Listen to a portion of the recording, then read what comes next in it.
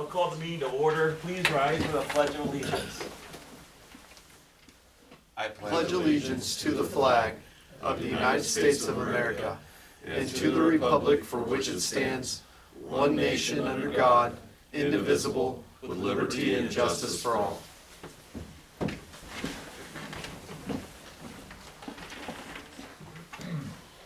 This is an open meeting of the Seward, Nebraska governing body.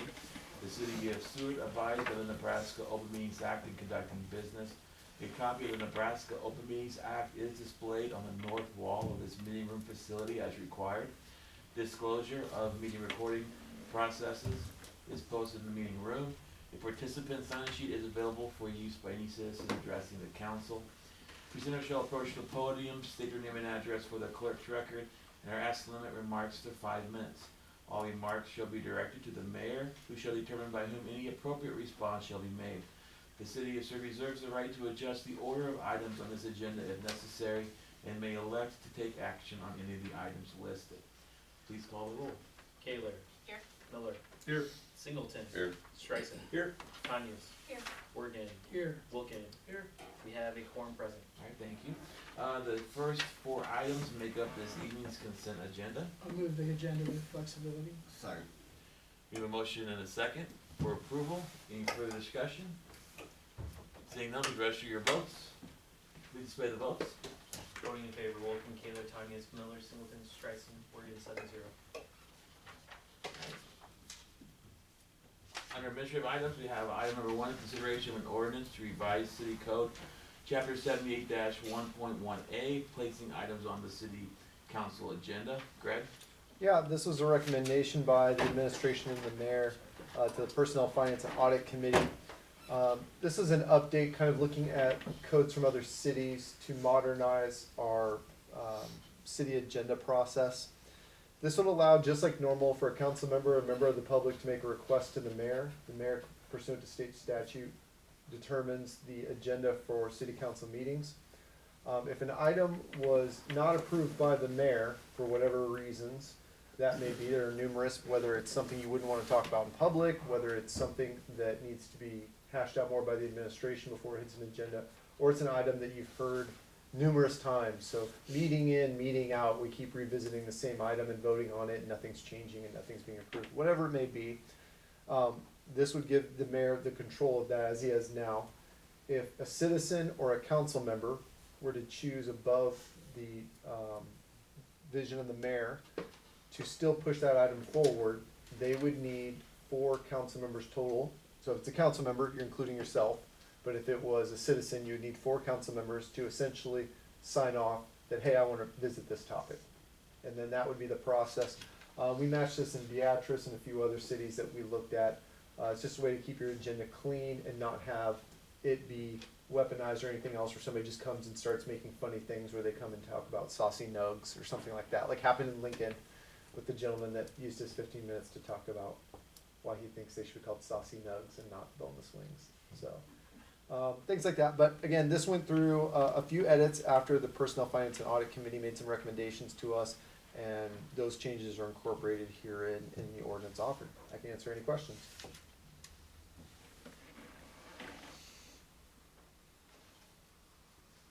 Any questions or comments from the council? Otherwise, someone can introduce the ordinance. Okay. An ordinance of the city of Seward, Nebraska, amending chapter 32 of the Seward Municipal Code relating to city council agendas, repealing all conflicting ordinances, providing for publication of this ordinance in pamphlet form, and providing an effective date. The ordinance has been read by title and is designated as ordinance number 2024-1, and the title is hereby approved. I need a motion to dispense with statutory rule. So moved. Second. I have a motion and a second. Is there any further discussion? Seeing none, please register your votes. Please display the votes. Voting in favor, Wilkin, Kaler, Tanyas, Miller, Singleton, Streisand, Morgan, 7-0. This is ordinance number 2024-1. Would anyone like to move that this ordinance be passed and adopted as read? I so move. Second. I have a motion and a second. Is there any further discussion? Seeing none, the question is, shall ordinance number 2024-1 be finally passed and adopted? Please register your votes. Please display the votes. Voting in favor, Wolfgang, Taylor, Tanya Miller, Singleton, Streisand, Morgan, 7-0. Item number 2, consideration of an ordinance to amend City Code Chapter 85, Part 2, appointed officials. Greg. Yes, again, an item that city administration and the mayor worked closely together on. We took a look back in the requirements for appointment of city officials, and there are statutorily required positions by state statute that require an appointment by the mayor and approval by the council. Those include the city administrator, city clerk, city treasurer, city attorney, city engineer, police chief. We left fire chief on there, that might also be a specific one. But essentially all the rest, a lot of the utility superintendents and other department heads that we had previously listed were not required by any sort of statutory purpose to be recommended by the mayor and approved by the council. We felt that it was appropriate, looking at other cities again, to not politicize those positions. Those are full-time positions like most other ones for us. And so rather than running with the term of the mayor, that once we appoint those positions or put them in place, that they're just employees and they would work under the administration as normal. We did also include in the appointment, just for clerical purposes, the deputy treasurer designation and the deputy clerk. They do have official actions that they can take on behalf of the city, whether it's signing a check or using the official seal of documentation. So we want those at least appointed as a title, but that's not their official roles with the city. So those were clarified and cleaned up. We did share this with the department heads and those affected by this. This did go through Personnel, Finance, and Audit Committee and was recommended for approval as drafted here. A few other things that were included. We also updated just some general job description things for a few of the descriptions. We also updated titles for some of them that we don't refer to them. Like we don't have a public works superintendent anymore. It used to be the light commissioner, we call it the electric superintendent, so we updated some of those things. We also decoupled some, so the treasurer clerk position was merged many years ago. We had separated that to the finance director, treasurer, and the city clerk, HR director positions, and so we decoupled some of that information. And then lastly, we just added in some of the more modern language. Instead of saying just he, we say he or she, his or her, their, those kind of things, just kind of match what's typically done when you update drafting like this. So essentially it comes down to eliminating those non-statutorily required positions so that they can just be general employees as normal and they're not up for reappointment every time there's a new mayor. And they would be initially hired by, Yep. by the city administrator and the mayor, as opposed to appointed. I know, like when I first became mayor, some of those people get nervous because the previous mayor had been mayor for like 16 years, and so when the new person comes in, everyone gets a little nervous about what's going on, and that was never my intent, to make any drastic changes like that, but because I think that the past practice had just been all the department heads essentially would be appointed, even the ones that weren't statutorily required. So this is just, the idea would be is just to take them out of the political realm, and as opposed to the ones, I mean, there are obviously some that you have to appoint and be confirmed by the council, but those that weren't required, we thought it made sense not to include them in that. But And I think working within the different professional realms, city administrators, we know that every 4 years with a new election cycle that we're potentially up with a new administration coming in. Some of the other appointed officials, we try to remind them. When we worked with Derek, we let him know. When we hired our most recent finance director, we said, hey, technically these follow the term of the mayor and they have to be reauthorized and stuff. So we're very upfront about that. But when you start telling everybody that works for you and runs a department that, hey, you may not be here if somebody's elected versus kind of that cohesion. We want, that those senior people that continue to work for us and have that institutional knowledge, and we don't want to shy them away or scare away somebody from applying for a job because we've politicized them too much every 4 years versus kind of making it a profession that they can stay long-term in. So, answer any questions you have about it. any questions or comments from the council? If none, I'd ask someone to introduce the ordinance. I'll introduce the ordinance. An ordinance of the city of Seward, Nebraska, amending chapter 85, part 2 of the Seward Municipal Code relating to appointed officials, repealing all conflicting ordinances, providing for publication of this ordinance in pamphlet form, and providing an effective date. The ordinance has been read by title and is designated as ordinance number 2024-2, and the title is hereby approved. I need a motion to dispense with statutory rule. So moved. I have a motion and a second. Is there any further discussion? Seeing none, please register your votes. Please display the votes. Voting in favor, Wolfgang, Kaler, Tanya, Miller, Singleton, Streisand, Morgan, 7-0. Again, this is ordinance number 2024-2. Would anyone like to move that this ordinance be passed and adopted as read? So moved. Second. I have a motion and a second. Is there any further discussion? Seeing none, the question is, shall ordinance number 2024-2 be finally passed and adopted? Please register your votes. Please display the votes. Voting in favor, Wolfgang, Kaler, Tanya, Miller, Singleton, Streisand, Morgan, 7-0. These are the only two ordinances for this evening, so I need one final motion to make both ordinances a part of the permanent record. So moved. Second. Motion and a second. Please register your votes. Please display the votes. Voting in favor, Wolfgang, Kaler, Tanya, Miller, Singleton, Streisand, Morgan, 7-0. Thank you. Item number 3, consideration of an independent contractor agreement with, I'm gonna butcher this, name? Not, okay, what he said. To utilize a portion of the Seward Community Golf Course Clubhouse for a restaurant for an initial term of 6 months. Welcome, Joel. Good evening, everyone. What you've been presented with is independent contract agreement with Calabria, and Naeem and Calabria's representatives that are here. They can answer any questions that you may have from that. Just to utilize a portion of the Seward Community Golf Course to operate a restaurant. And you can see in the agreement, a couple important parts on there would be starting on March 1st. So just 3 months away, and then also the alcohol sales would stay with the golf course and the city of Seward, and so that is in the agreement, similar to what they have and operate at Down in Crete, at the country club Down in Crete. We intend to operate very similarly, but that's what that contract is for. If you have any questions, you can ask myself, Naeem, and them, and then also Mr. Butcher. Thanks, Joel. We're very excited about this opportunity. We've obviously been working very hard on trying to enhance the golf experience, especially for the golfers, but also for the community at large. When we took over the golf course, we had Nate's on the 9, we've had par 15, and we've learned a lot, I think, from those experiences on what makes sense.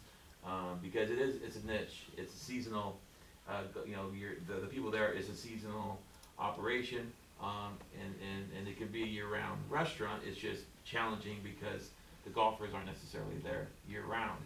And so we ran into some issues in the past with making sure that alcohol would be available when the golfers were golfing. That was a challenge at one point.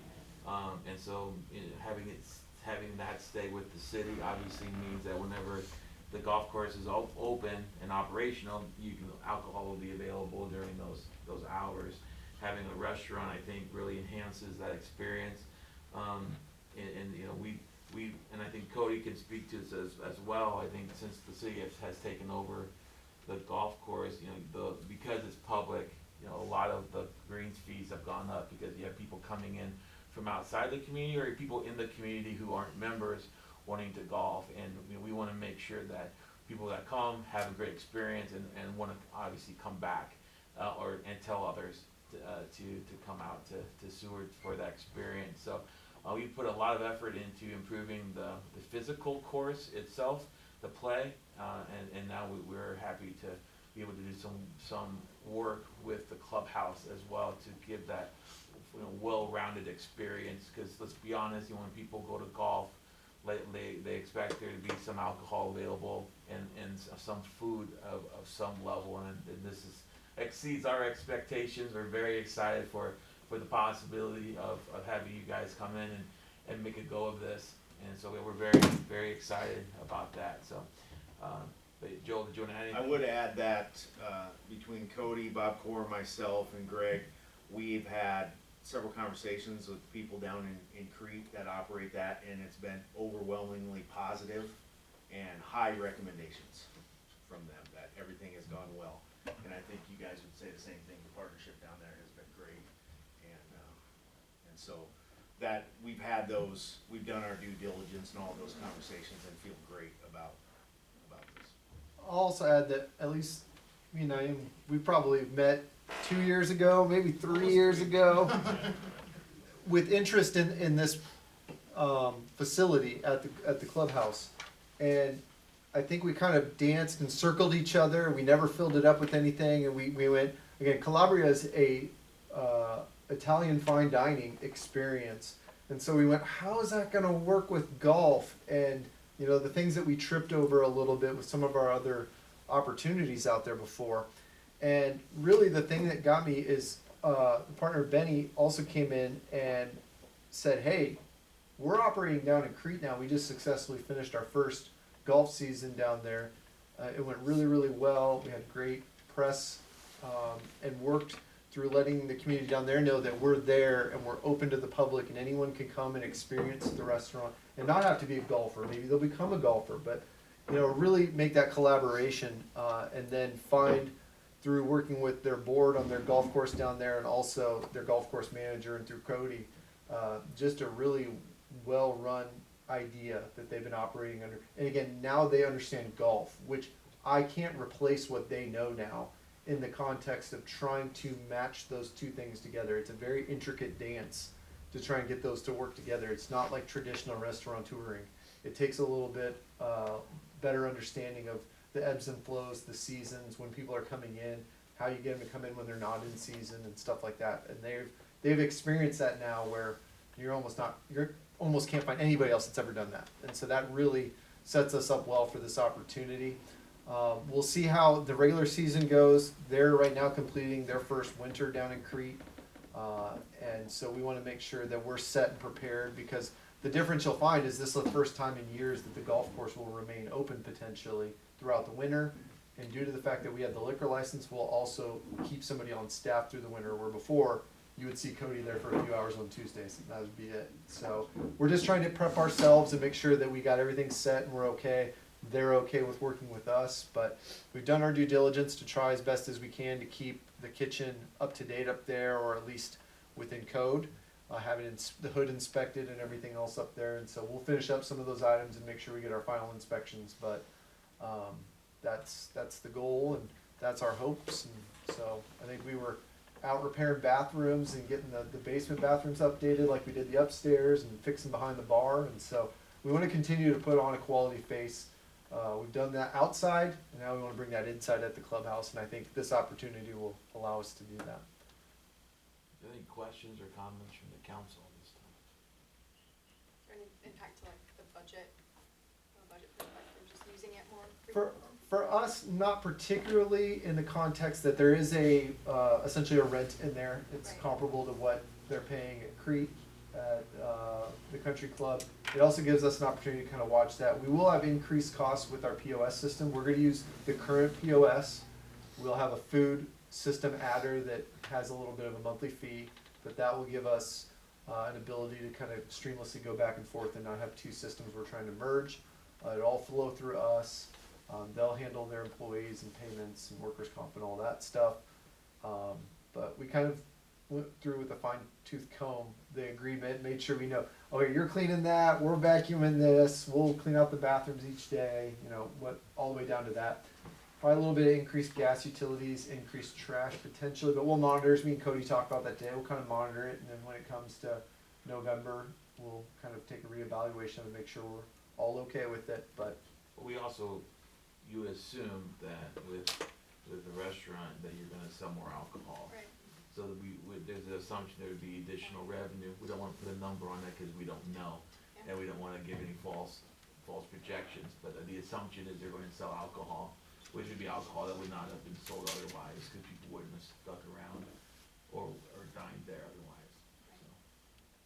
the other good thing, I know that our friends from Calabria are here, but we also talked very at length with them about the food offerings. And so this includes some opportunities, and we're gonna let if this is approved tonight, we're gonna let the patrons that are putting on different tournaments and events this year know that this is available to them and they can utilize the in-house opportunity for food. But this first year will allow those tourneys to, if they've already booked their food or something like that, utilize that. But coming next year, if they're still there, we want to help support our tenant and what's going on at the golf course. And so, but they're very flexible and can do all kinds, not just Italian food, they can do all kinds of different options and stuff that really meet that tournament feel. And so that was a good one. And then again, just understanding in the year that they've had down at Crete, that you can do things that are more of an appetizer that's more appealing to the bar crowd that comes in after a round, or pizza by the slice, or things like that that they've discussed that maybe after 18 holes you don't want to have a giant plate of fettuccine Alfredo. I'm sure it's delicious, but that may not be what you're looking for. And so they understand that, and they'll have some neat offerings out there and some specials as well that will help cater to that kind of crowd and be interesting to them. So, Any other questions or comments from the council? Did you guys want to say anything? Cody, did you have anything you wanted to add about this opportunity? No, I mean, Greg pretty much covered it all. I agree, it's a very positive opportunity for us, and I think it's certainly something that will be beneficial for everybody moving forward. again, a highly requested thing in our surveys too. Yes. Where we ask Oh, yeah. each year survey, and that, can we get some food? Can we get some food Yeah. offerings? So. Did you want to add I anything? just want to say, we're very excited for the opportunity as well. We look forward to work with Cody directly and the city as well. Like you mentioned, the experience in Crete has so far been very positive. I'm not gonna go into details, but like the mayor said as well, the alcohol sales increased. I'm sure Cody and Joel also spoke on that with the people that manage the golf course in Crete and that sort of thing too. So we're just really excited. We're looking forward to it, and I think it's gonna be a fun ride. So hope it all goes good. Great, thank you and welcome. Anyone else? I'd say the only other thing that comes to mind is there's the seasonality tied with Cody's position. Obviously, with a 6-month contract, that's still outside of that scope, but if it does get extended, that's gonna be an issue that that will come up, right? Yep. Okay, just so we're aware of that moving forward. Any other questions or comments from the council? If not, I believe we just need a motion. I move to approve. Second. We have a motion and a second. Is there any further discussion? Seeing none, please register your votes. Please display the votes. Voting in favor, Wilken, Taylor, Tanyas, Miller, Singleton, Streisand, Morgan, 7-0. Great, thank you, and welcome, thank you. Next, we have item number 4, update on the Wellness Center. Joel, welcome back. If you didn't see the post by the city's Facebook and social media, the Friday before Christmas, the initial footings were poured. Got to go out there and see that, and it was a little wet, but they got everything out there, and the first one's on the back corner, the far northeast corner is where they're starting first. And that's what the footings that they're pouring first. So that's exciting that they're going through that, and they continue to be on schedule, and we have our next meeting again tomorrow. I'm guessing from the snow they got a little bit, had to put things on pause for a little bit, but still in really good shape. So that's really the only major update besides these other 2 items. Any questions for Joel based on that? Seeing none, then item 4A, consideration of a lease with Seward Changing the Game Incorporated for lease of property to construct the Wellness Center. This is the lease that was drafted up by Seward Changing the Game's attorney, Chris Brashear, also reviewed by our bond counsel, reviewed by Tim Mall, reviewed by Kelly. I'm sure Connor looked at it at some point in time. Myself and Joel, Shane Bach all worked through this. Essentially, this lays out the agreement that Seward Changing the Game will own the property and the shell of the building while the city owns all the internal leasehold improvements. and those will be our expenses. The reason for doing this again is to meet the requirements of the shovel-ready grant. It will denote that Seward Changing the Game has to exceed at least $11 million in funds through the grant and private fundraising that they've raised within this agreement. And it gives us the option to purchase or essentially receive the property after the given term of the shovel-ready grant. And so we just want to make sure that we're fulfilling all those obligations pursuant to the requirements, because that is our biggest single fundraising element other than the property tax, is the shovel-ready grant. It had to go to a nonprofit. The nonprofit needs to show a significant interest in the project, which they've essentially deemed ownership. And so, but that sets up all the agreements, and then after that, we will receive, we have a lease for $1 every single year, and then after the statutory period, which I believe is just over 5 years from completion, then the whole project can be turned over to the city. Answer any other questions you have. Any questions or comments from the council? We would just need a motion on that as well. I'll move the consideration of the lease. Do a motion for approval, is there a second? Second. Motion and second, is there any further discussion? Seeing none, please register your votes. Please display the votes. Voting in favor, Wilken, Kaler, Tanya, Miller, Singleton, Streisand, Morgan, 7-0. Item 4B, consideration of authorization for the city of Seward to apply for the Nebraska Department of Economic Development for application to the Community and Civic Center Financing Fund Program. I think this is like our third or fourth go at this grant for the Wellness Center. Well, we talked about it back in October-ish, because this specific year has to coincide with the Creative District, and so we worked with Jonathan and got approval from the Nebraska Arts Council that our project did meet their standards, and so we're allowed to apply for the grant. There's about 3 different steps before we can actually apply. But part of that was in that the Wellness Center will be used and how it benefits the Creative District is that we will be able to provide just classes and different instruction in the arts, whether it be music, whether it's art. There will be opportunities that we can enhance and provide some opportunities in there, and so that is what this approval is for. And the initial letter of intent pre-application can be turned in now, and the actual application opens up on January 15th, and we are applying for the max, or if approved, we would be applying for the max, which is $562,000. And so that would be a very nice grant and a chunk of money that can help propel this even further. Great, thank you. Any questions or comments from the council? I believe this also just requires a simple motion. Move to approve. A motion and a second. Any further discussion? Seeing none, please register your votes. Please display the votes. Voting in favor, Wilken, Kaler, Tanya, Miller, Singleton, Streisand, Morgan, 7-0. Alright, item number 5, consideration of a request from city administration for the approval of sale and consumption of alcoholic beverages at the Leeds Senior Center for the Employee Annual Awards Banquet held on January 19th, 2024. Greg. Me and Derek's plug, if you still haven't signed up to go to the awards dinner and celebrate with our employees, please do so. But this is a request pursuant to the requirement that to sell any alcoholic beverages on city property, we have to do this every single year. We have it at the Leeds Senior Center. And so we have that request here again.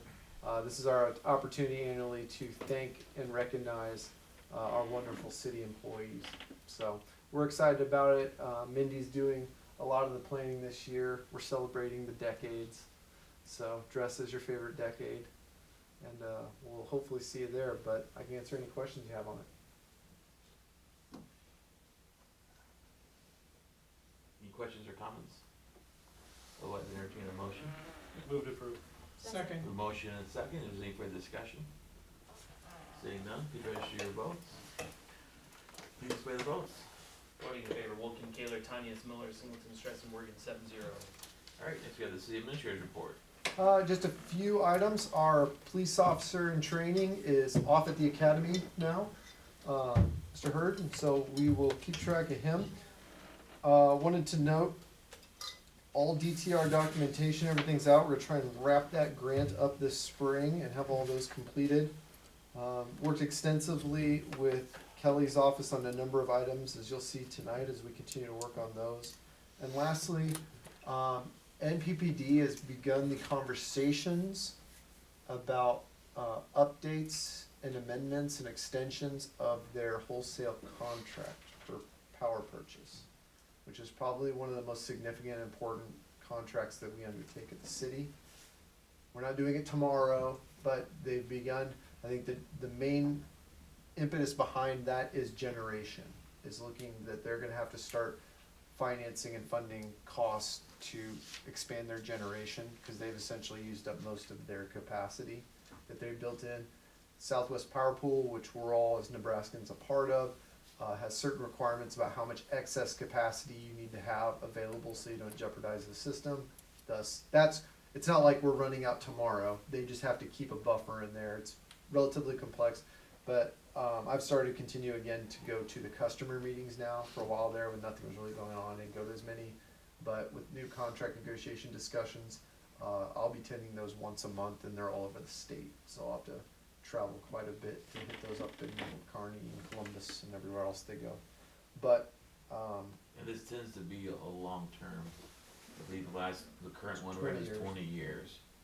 So it's pretty substantial term. So you wanna make sure that you're comfortable with with what's in the contract.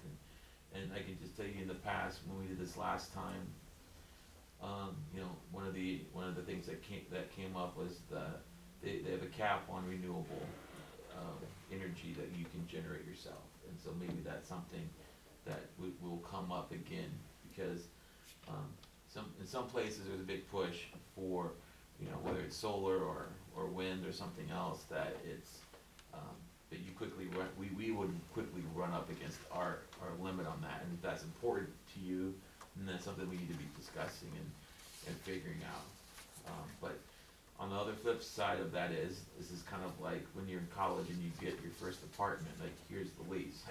Like, there's only so much negotiating power you have in that as well. So just kind of keep that in mind too. other than that, I can answer any questions about what's in the report. Any other questions or comments for Greg? Otherwise, need a motion to accept the report. Move to accept the report. Second. We have a motion and a second. Any further discussion? Seeing none, to register your votes. Please display the votes. Voting in favor, Wolfgang, Kaler, Tanya, Miller, Singleton, Streisand, Morgan, 7-0. Alright, do we have any future requests for council agenda items or administrative action? Not seeing any. Jonathan, welcome. What's going on in Seward? Good evening, Mayor. Happy New Year, Council. Apologies for not emailing my fourth quarter report yet. All the things. I will get it to you, I promise, soon. Apologies, Derek, as well. Got a plain tag on that. If you haven't already, please mark your calendar. Monday, January 29th is our annual awards banquet. We've officially opened up ticket sales for that. Great opportunity to celebrate all the business accomplishments and business leaders' accomplishments across the county. We always appreciate the city of Seward's participation in that important countywide event. Monday the 29th will be at Harvest Hall for the annual awards banquet. Let's see, and then also one more note that we are going through the recertification process for the Economic Development Certified Community designation for the city of Seward. Part of that is meeting with local businesses, and so meeting with Hughes Brothers, PetSource, Tenneco, and others.